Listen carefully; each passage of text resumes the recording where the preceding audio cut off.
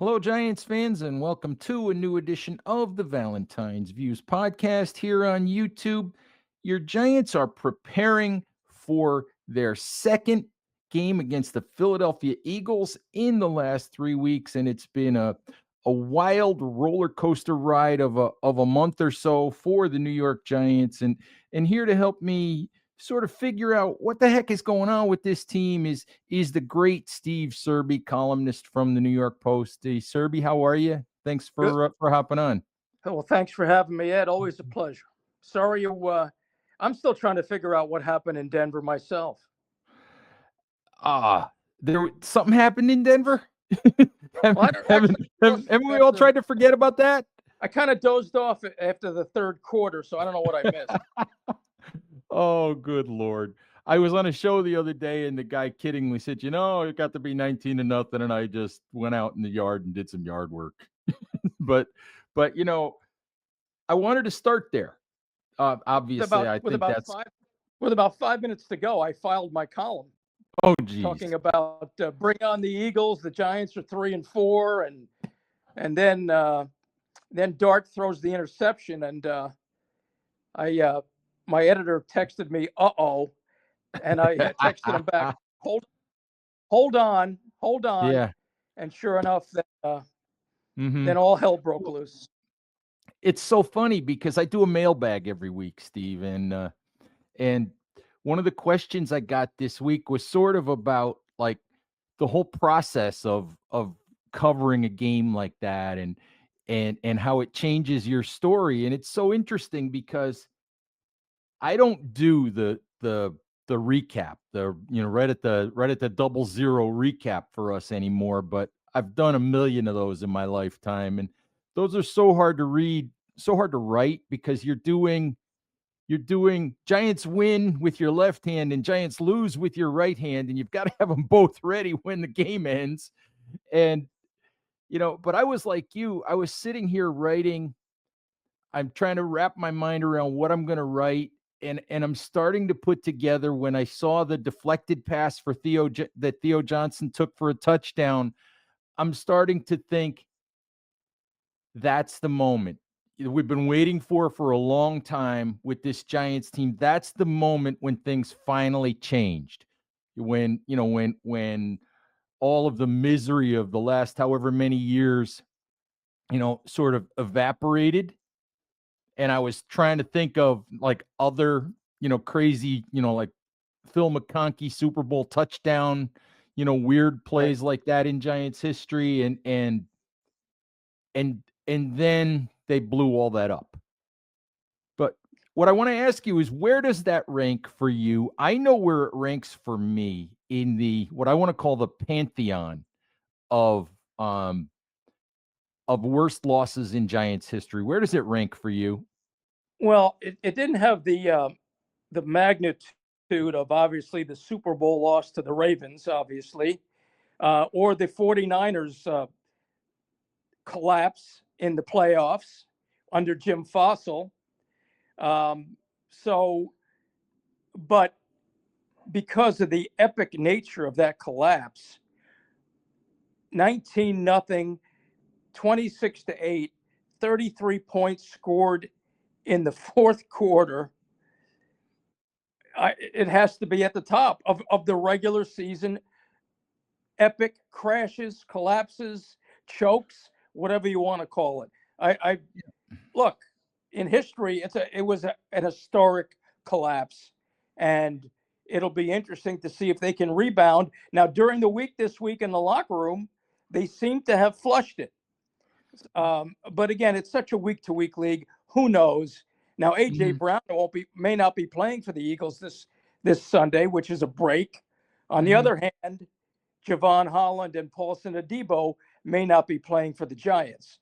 So I think I got the sense that they believe they're a better team than two. And I think that Daboll and Shane Bowen, I think they're on the same page. I think the defensive players came out and supported Bowen on Wednesday. Brian Burns was very emphatic about it.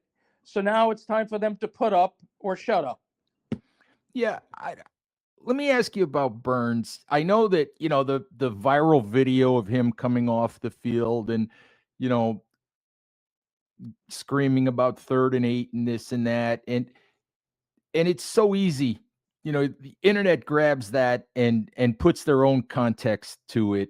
And then, Burns came out on Wednesday and he said, no, he said that wasn't what that was all about. He said it was a perfect play call. What I was upset about was I couldn't believe that we had that play call, that we set things up that way, that we had things the way they should have been, and that somehow that pass still got completed. And I guess my question in regards to all of that is, you've seen a lot of guys sort of backtrack on something that they've said or something, and said, oh, that's not what I meant. You've seen that a lot of times over the years. Are you buying what Brian Burns is selling? And are you buying the idea that we heard over and over this week from the Giants defensive players that they're still all in with Shane Bowen and that they still believe and trust what he's giving them? Well, what Burns told me after he talked about dropping 8, rushing 3, he appreciates the fact that Bowen will listen to the veteran leaders. Any suggestions that they have, he will listen to them and work with them. And Burns appreciates that. And I'll I'll believe Burns. I'm going to choose to believe Burns because if you remember gushing about Bowen after the Eagles game when he was more aggressive because they had asked him to be more aggressive. And I think that would they have preferred him to be more aggressive on that fluke completion from Bo Nix to Marvin Mims that should have gone to Cortland Sutton? Yes, I think they would have preferred him to be aggressive, but they also look in the mirror and see a lot of plays that should have been made long before that last play. And they're accountable Right. for that too. Those Right. players And, are and accountable too. it's funny. I don't always agree with Brian Daboll, some of the decisions that he makes, and sometimes his standoffish approach at some of his press conferences and this and that. But I do agree with him when he says that winning and losing is collective. It's not ever about one person. It's not ever about one play call. And I think I told you the other day, I went through the last 17 minutes of the game, and I don't think I can count the number of penalties, missed assignments, um, opportunities that guys had to make plays that just didn't get made, and just things that so many things in that last 15, 17 minutes. And all it would have taken is them to make one play Right. out of it, and it changes. So, it is Now collective. It's Bowen not about Bowen. Bowen did today mention that, or Thursday mentioned that it was his decision and his call.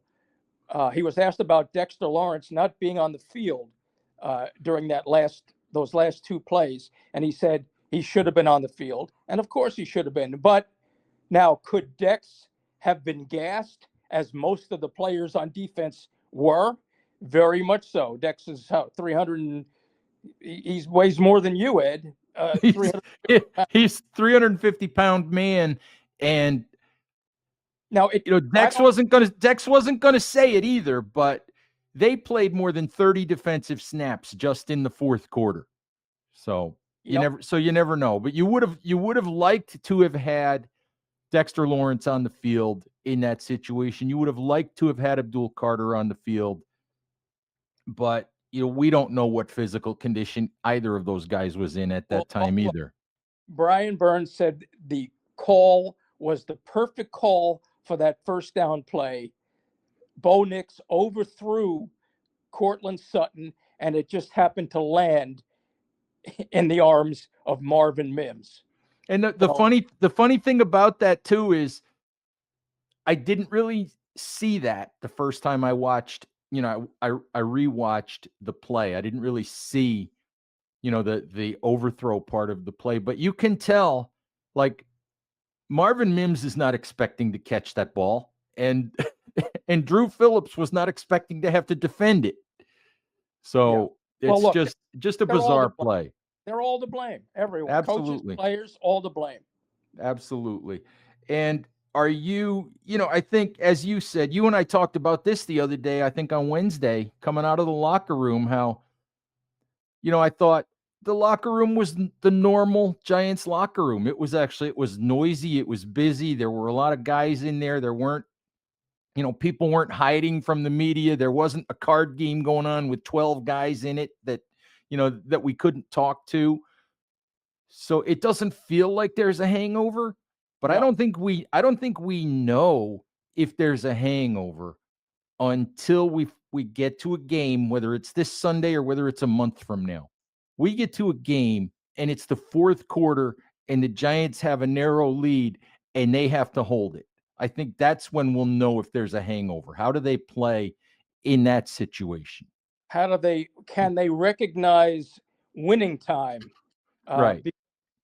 They've cracked during the crucial moments, and Burns claims now that, okay, we learned our lesson.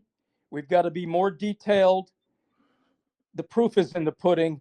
Don't tell us, show us when the game is on the line. And maybe the best thing for them is to go into Philadelphia against their arch rivals seeking revenge for 34-17 on Thursday Night Football. Maybe this is just what the doctor ordered for a team that needs to be shocked back to reality. It's interesting because I think the next thing I kind of wanted to talk to you about is sort of what you make about of the 2025 Giants. And it's really interesting because they're 2-5. You can argue you win the Dallas game, you win the game the other day in Denver, you win the New Orleans game. You can argue that there's a world in which they're 5-2 and in first place in the NFC East.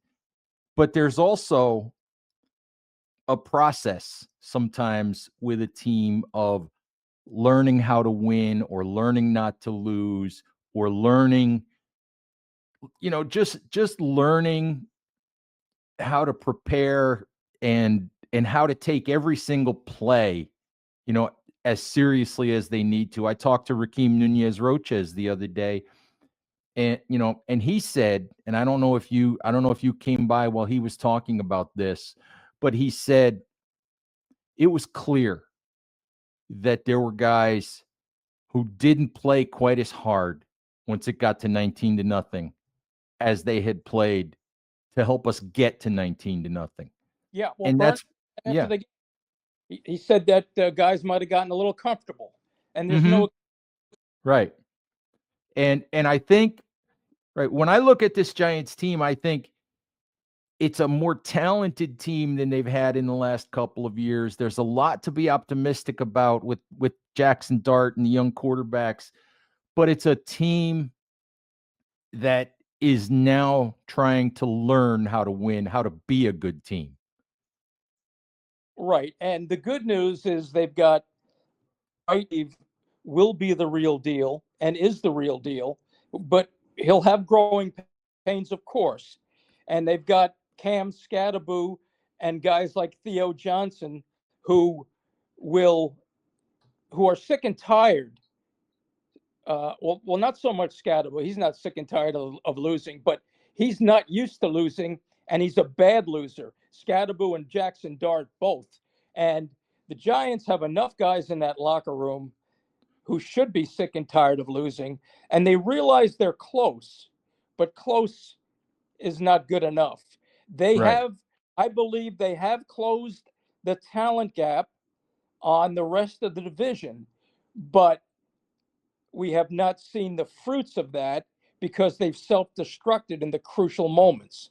But they're look, They're very close. They're a team on the rise that on any given Sunday can win against most teams. They've all of a sudden now they can score 3 points a game. The last 2 weeks they've scored over 30. And who would ever against have good believed? defenses. Yeah, who would have Right. believed that you score 32 points and your defense doesn't allow you to win? Yeah, A it year it's ago, they couldn't sniff the end zone with right. Daniel Jones and Drew Lock and DeVito, whoever else played quarterback last year. Now, Mm-hmm. Brian Daboll and Mike Kafka, Kafka must be doing a hell of a job play calling. But Brian So Daboll now, who is the overseer of the entire operation, he's got to make a stand here and show that he is the CEO of this football team and get that defense to play complementary football with the offense. absolutely, and it comes down to I do want to talk about Daboll a little bit, but I want to ask you about something about Jaxson Dart first. You've seen a lot of young quarterbacks come through New York with the Giants and with the Jets and all of that, and I can't necessarily come up with a New York Giant, New York Jet comparison for Jaxson Dart at this point. But I'm going to throw a name at you, and I'm wondering if you think I'm off base here with this comparison. I look at Jaxson Dart and I see a lot of Baker Mayfield. Tell me why. Just because of the moxie, because of the playmaking, because of the attitude, the don't back down from anybody attitude, the willingness to sort of throw your body around and lead your teammates kind of attitude. I think Mayfield shows that, and I just think that when I see Dart, he reminds me of that kind of player. Well, I understand. Yeah, I could see that. But I've got another guy. He reminds me of Chad Pennington, who I covered with the Jets many years ago, drafted in 2000. Um, Pennington, he's got a better arm than Pennington. But Pennington was a leader, totally respected by everyone on the team, and as many intangibles, every intangible you would want in your quarterback: smart, tough, dependable, and a real field general. And if Pennington had the arm that Jaxson Dart has, he might still be playing. But but yeah, that's who Dart reminded me of, uh, off the field and on the field. But he's got those same intangibles, and those intangibles to play in New York are critical. And I've seen a lot of quarterbacks in this town who didn't have those intangibles, but this kid has them. This kid has them. He wants the ball in the big moments. He's Mhm. fearless. He's tough physically and mentally, and I think he's destined for stardom. Yeah, and I think what it comes down to with Dart especially, but with Scattaboo as well, and maybe some of the other guys on this team, I look at it like it's been a whole lot more bad than good for the Giants for 12, 13 years now. And the franchise almost needs like the right guy or the right couple of guys to sort of pull them up by the bootstraps. And I think now with those two guys, they have the guys that can do that. And And now the job is to support them. yeah, you could add Abdul Carter and you could add Theo Johnson, among others, to that list because uh, I think in the last couple of years, Joe Shane has drafted guys who hate to lose more than they like to win. And that resonates in a locker room, and that will resonate on the field as soon as these guys grow up together. And that's Brian Daboll's job, to make sure that they grow up quicker than they have been so far. But again, as you said earlier, they should be a 4-3 team. At least, yes. Yeah. So and And I don't but think not. anybody I don't think anybody expected this team to be a playoff team this year, but the reality of it is the division is not as strong at this point as you might have thought. Um, there's been an opportunity there that they haven't grabbed, and it I guess it leads us to talk about Daboll. We know that Daboll and Joe Shane almost lost their jobs after last year. I think more Daboll than Shane. Absolutely. I am 100% in agreement with you that I think Joe Shane is on safer ground than Brian Daboll. I think for two reasons, and we'll see if you agree with these. I think one, because of the last couple of drafts, because the talent base does seem to be finally settling into place and going in the right direction. And also because I don't think that John Mara really has the stomach for blowing things up and starting completely over again. I don't I don't think there's a need to, but I don't think he has the stomach for that, if he can avoid it at all. No, I think you're right. The last two drafts have been good. Now Shane's made his mistakes. I mean, look what Mhm. has happened to Tay Banks, a number Right, one pick. Evan Neal can't get on the field. Jalen Hyatt. right. They traded up in the third round for Hyatt. I love the kid, but he hasn't made the impact that they were certain he was going to make. Mhm, So there have been some bad mistakes, but every GM makes mistakes. Let's mhm, mhm. but Yeah. yeah, the last two drafts, he's gotten himself. It looks like the most important part. He's got the franchise quarterback right.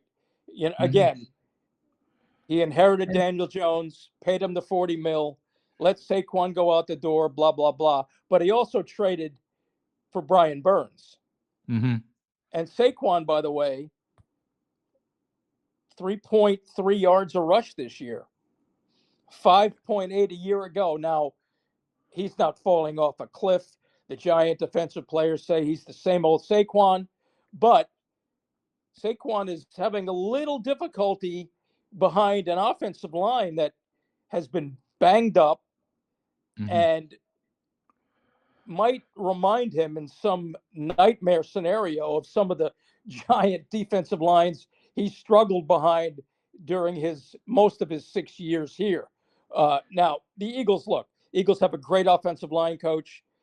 They still have a superior offensive line, but Landon Dickerson has been hurt. They lost Mekhi Becton to free agency.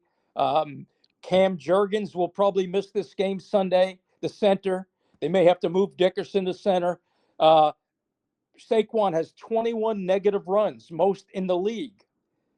So he's not Superman this year, but he's immortal. He has turned mortal behind an offensive line that has been depleted by injury. Serby, I'm just gonna say this. You've been asking you've been asking the Giants about Saquon all week. I know you've been asking everybody about what they see from Saquon all week long. And when Saquon goes off this week and has 180 yards rushing, I'm going to tell everybody to blame you. Blame me. I'll take the blame. Actually blame it on Bowen. Blame it on Shane Bowen. Oh, okay. Everybody blames everything else on Bowen, Yeah. so we'll do that. But hey, look, they had 58 yards the last time, 13 carries, 58 yards in the Thursday night 34-7 Right. 17 demolition. But Yeah. last year, remember when he came to the to MetLife? Look. Yeah, I 17, do. 17 carries, 176 yards, and a touchdown. Hmm. Look, no running back is special when he's getting hit behind the line of scrimmage. It's just nobody's special when you're getting hit before you've even taken two steps. Yeah. So Now they've also got a new offensive coordinator / play caller in Kevin Patullo. Now, this is his first year as offensive coordinator, replacing Kellen Moore. I don't cover the Eagles. I don't know how much of a difference that's made, but maybe there are growing pains for him as well. all right, let's talk a little bit about Brian Daboll. I think we kind of hinted at this, and the question becomes with Daboll. 2-5. They've lost a couple winnable games. I think we've seen everybody questions decisions when when games are lost, but the last couple years weren't good either. It's 9-25 over 2 years entering this year, so it's like 11-30 in the last 2.5 years, something like that. But Hey, the stop question, nitpicking, Ed. Stop but nitpicking. I'm sorry, but the question becomes, could it be a situation where the Giants get to the point, at the end of this year, you don't want to start putting Jaxson Dart through the ringer of head coach and after head coach and offensive coordinator after offensive coordinator, but a decision like who's going to be the right head coach can't just be all about one guy. I mean, if we continue to see the Giants over the next 10 games, lose games that are right there to be won, do you get to the point where you say, thank you, Dabes, for helping us find the quarterback? Now go find an offensive coordinator job somewhere, and we'll find a head coach we think can take us to the next step? Yeah, well, look, in a perfect Giants world, John Mara and Steve Tisch would not want to fire Brian Daboll. No, They would. absolutely. That the reason he was hired was mostly to get Daniel Jones to ascend. Now that didn't happen, as we know, but he kept his job, and one of the reasons they kept him was because they wanted him to shepherd and guide the quarterback of the future that they knew they were going to draft. And of course, that was Jaxson Dart. And here we are with Brian Daboll trying to do for Jaxson Dart what he did with Josh Allen.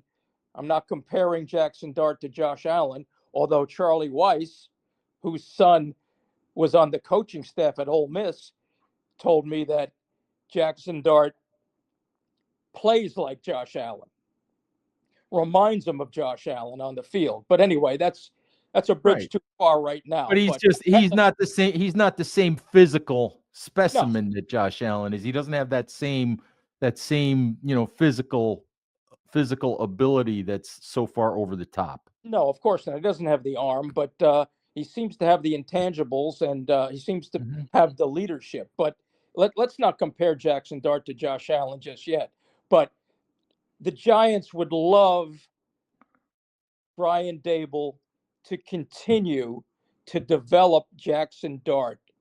Now, if a new coach were to come in, who knows if he will like Jaxson Dart? He may want his own guy, Mhm.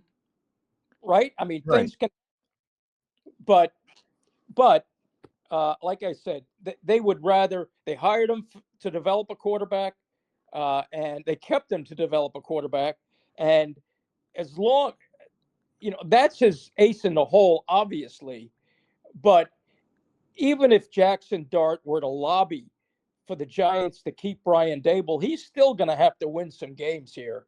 Mhm. Uh, and if they lose games that they should win and that Daboll could have been the difference of them winning or losing, and they lose, then it's going to be hard whether they fly planes over the MetLife or not. It will be hard for John Mara to justify keeping Brian Daboll after 3-14 a year ago, and I would say he probably has to win at least 5 games, I would think. And the arrow has to be pointing up dramatically for Mr. Dart. Absolutely. All right, Steve, I can't let you go without asking you about a couple of potential Hall of Fame Giants, because it's Hall of Fame class time again. Um, Carl Banks is a guy that is on the, he's still eligible on the seniors committee, I think is what it's called. Um, Yeah. and of course, Eli Manning. Um, Eli's not making the Hall of Fame this year. He's probably not making it next year when you look at Drew Brees and Ben Roethlisberger and He Philip will make Rivers it. and all of that. He'll I get in. just, I just, yeah, I just, Is he a Hall of Famer in your mind? And what about Carl as well? Eli Manning, yes, is a Hall of Famer. Why?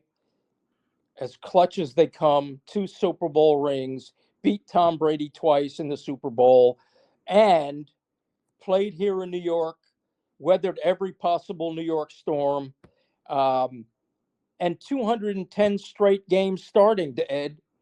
People discount that, but that counts for plenty in my view. Um, so yes, he is a he is a Hall of Famer, no question. And I think Yeah, Carl Banks. I would advocate for Carl Banks and Otis Anderson as well. yeah, absolutely. I never think about Otis, but yeah, I can't. It's so funny because you look at the Hall of Fame in baseball, and I almost think the Hall of Fame in baseball is to the point where it gets watered down. And you can make an argument that the Pro Football Hall of Fame, you do want the best of the best, but you can make an argument that the Pro Football Hall of Fame, with such a limit on how many guys can be voted in every year and all of that, might be too exclusive. Well, yes, it might be, but there are also, I'm not going to mention names, but there are guys in the Hall of Fame who are not more worthy than Carl Banks or Otis Anderson, in my Mhm. view. Mhm. I mean, look up Otis Anderson's stats. Mhm. He was also MVP of a Super Bowl at Mhm. age 34 or 33, 32, whatever he was. Um, Mhm. the guy was a winner. There were people lobbying in St. Louis, where he started his career, for him to be in the Hall of Fame. To me, he should be a no brainer. And Mhm. Banks, of course, was in the shadow of Lawrence Taylor. But Mhm. but turn on the tape, there wasn't a better run stuffer at linebacker. Uh, and I mean, he was elite. Carl Banks was elite. Ask Mhm. Parcells. Have Parcells Mhm. on your podcast. Why don't you have him on? Hey, well, what? Well, you gotta give him. You gotta give me his number. You don't have. I don't have it, but he's only up the road from me in Saratoga, so I'll Have have to. you ever I'll. seen Saratoga? I have not seen him up there. No, but if I'd drive up to his house to get him if I had to. I'd drive up to his house and do it up there. Well, he's down in Florida right now, but I know you don't mind driving. But I, you know what I'm going to do? I'm going to ask him if he would like to do your podcast. How about that? That would be awesome. I think I would owe you for that one. I would bet he's a big fan of your podcast, I don't know about that, but as well as but well. I'm a big fan of his. I'm a big fan of his. Yeah, yeah, me, So I am as well. And mhm. hey, look, he didn't make the Hall of Fame his first time either, right? No, nope, How many times did nope. Harry Carson have to wait? 8. I know. I know it's crazy. I still haven't figured out how the Giants haven't retired Harry Carson's jersey, but that's a whole nother Yeah, story, I no, and suppose.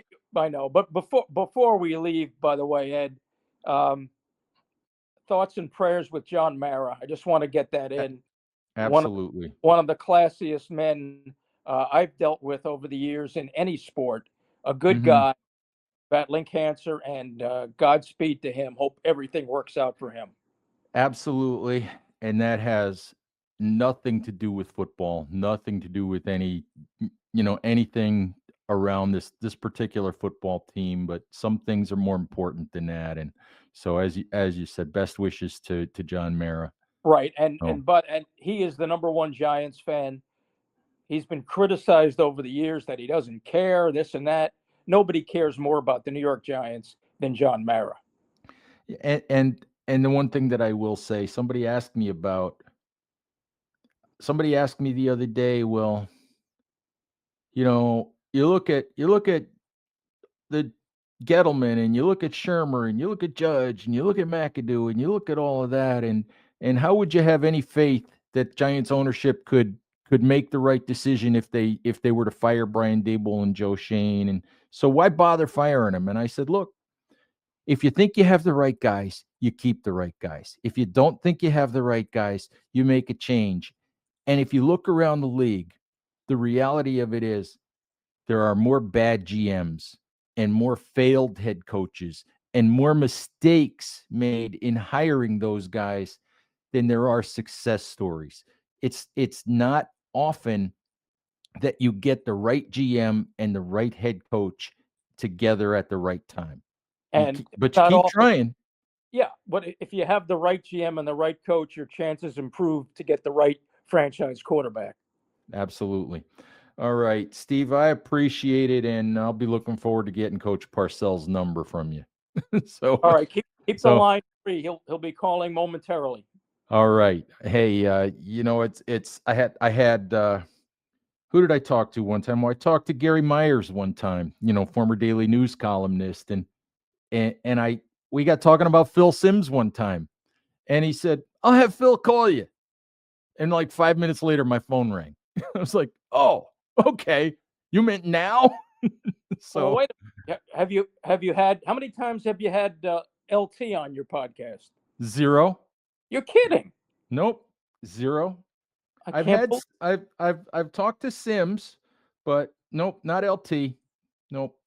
All Nope. right, another We'll guy. we'll It's we'll another work guy. on we'll work on that. I'm gonna go through your Rolodex and steal a whole bunch of numbers. I'm gonna have LT call you after Parcells calls you. All right. All right. See, you're gonna become my agent now. I like this. You're gonna become my agent. I like it. Yeah, no pay, no pay, All I'm right. sure, but whatever. Oh, there might be, maybe some sandwiches or something for you, Steve. We'll all right. All right. That's a little inside joke, folks. But anyway, Serby, thank you so much for the time. Giants fans, thank you as always for watching. Please stay safe out there. Take care of each other, and we'll talk to you soon. Bye-bye.